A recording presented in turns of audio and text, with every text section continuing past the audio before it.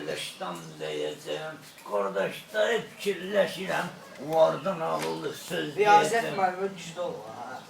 Benim müəllimim yoxdur yine, fikirləş itirib axtaran da yoxdur yine. Özüm küçüdə qalıram, riyazət müəllimi axtarıram. Bu sən sözlə görədim. Ha, o hey sen. Ha.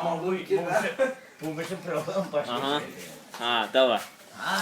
Kışların yanında dayanmışam, altı kardeşin yanında dayanmışam. Bunların hamısına inanmışam. Tuzla pomidor da yiyip bunların yanında dayanmışam. Kışların bilirdi, yaxşı söz de dinleyirdi, fikirləşib eşidirdi. Ağıllı söz savratda olan deyirdi. Fikirləşirəm mən nə deyəcəm, yaxşı söz deməliyəm, yaxşı olanların yanında. Altı kardeşden demeliyim. Bunlar kardeş olublarsa, ofçu kurukta oturublarsa, kurukta tertemiz söz olmalıdır, temiz de çörek olmalıdır, orada yiyip içme olmalıdır, tertemiz söz olmalıdır. Allah bunları getirsin yine, bir tane maşin getirsin yine, moykaya girsin yine, o yolu çıkıp geçsin yine.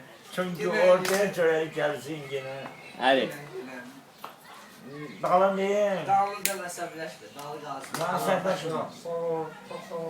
Sağ ol baş. Dağlı qalsın. Kaşendi, kaşendi sen. Dediğim yoksa dilemedim. Bana sərdaşım. Bana ne sərdaşım? Qoy birini də desin. Dağlı verir, bəs. Ben hoşursuz birini de diyor. Kaşendi sen. Get, get. Yaxşı desin. Sağ Allah ol. canınız sağ olasın. Uzun etsin. Allah ömrünüzü uzun etsin. Hiçbir yaşa kıyak yapın. Ala bunu da.